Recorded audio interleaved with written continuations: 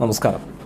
വളരെ വിജയകരമായി ഇന്ത്യ പുഷ്പക വിമാനം നിലത്തിറക്കിയെന്നൊരു വാർത്തയാണ് ഇപ്പോൾ പുറത്തു വന്നുകൊണ്ടിരിക്കുന്നത്. ഇന്ത്യ തദ്ദേശീയമായി വികസിപ്പിച്ച പുനരുപയോഗ സാധ്യമായ ബഹിരാകാശ വിക്ഷേപണ വാഹനം പുഷ്പക് അത് വളരെ വിജയകരമായി റൺവേയിൽ ലാൻഡ് ചെയ്തു. US-ന്റെ സ്പേസ് ഷട്ടിലിന് സമാനമായ രീതിയിൽ, എന്നാൽ ഒരു SUV-യുടെ അത്രയും വലിപ്പമുള്ള റീയൂസബിൾ ലോഞ്ച് വെഹിക്കിളായി തന്നെയാണ് ISRO നിലവിൽ വികസിപ്പിച്ചെടുത്ത പുഷ്പക് എന്ന ഇതിനെ വിശേഷിപ്പിക്കേണ്ടത്. കർണാടകയിലെ ചിത്രദുർഗയിലുള്ള എയറോനോട്ടിക്കൽ ടെസ്റ്റ് റേഞ്ചിലായിരുന്നു ഇതിൻ്റെ പരീക്ഷണം നടത്തിയത്.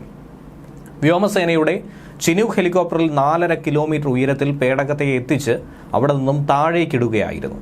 പേടകം സ്വയം ദിശ മാറ്റി ലാൻഡ് ചെയ്യുകയാണ് ചെയ്തത്. റൺവേയിൽ നിന്നും ഏകദേശം 4 കിലോമീറ്റർ ഉയരത്തിൽ വെച്ച് പുഷ്പക് സ്വയം തന്നെ നിയന്ത്രണം ഏറ്റെടുത്തു.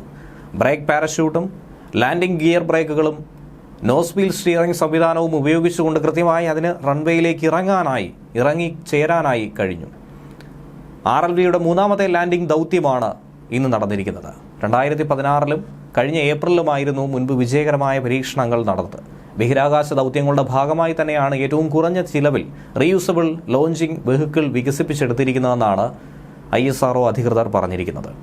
റീയൂസബിൾ ലോഞ്ച് വെഹിക്കിൾ സാങ്കേതികവിദ്യ വികസിപ്പിക്കാനുള്ള ISROയുടെ ശ്രമങ്ങളുടെ വലിയ മുന്നേറ്റമായി തന്നെയാണ് നമുക്കിതിനെ നോക്കിക്കാണേണ്ടത്. ഗതി നിർണയ സംവിധാനങ്ങൾ, നിയന്ത്രണ സംവിധാനങ്ങൾ, ലാൻഡിംഗ് ഗിയർ ഉൾപ്പെടെ തദ്ദേശീയമായി വികസിപ്പിച്ചെടുത്ത നിരവധി സാങ്കേതിക വിദ്യകളുടെ കാര്യക്ഷമത പിന്നെയും നമുക്ക് ഈ പരീക്ഷണത്തിലൂടെ പരിശോധിക്കാനായി സാധിച്ചിട്ടുണ്ട്. ഏറ്റവും മികച്ച രീതിയിൽ ബഹിരാകാശ ദൗത്യം നടത്താൻ ഇന്ത്യ നിർമ്മിച്ചതാണ് പുഷ്പക് എന്ന് പറയുന്നത്. ഭാവിയിലെ ഇന്ത്യൻ ബഹിരാകാശ ദൗത്യങ്ങളുടെ ഭാഗമാകും.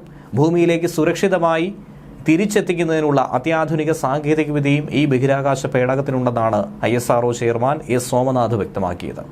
വിക്രം സാരാഭായ് ബഹിരാകാശ കേന്ദ്രവും ലിക്വിഡ് പ്രൊപ്പൽഷൻ സിസ്റ്റം സെന്ററും ISRO ഇനിഷ്യൽ സിസ്റ്റംസ് യൂണിറ്റും ചേർന്നാണ് ഈ പരീക്ഷണ ദൗത്യം സംഘടിപ്പിച്ചത്.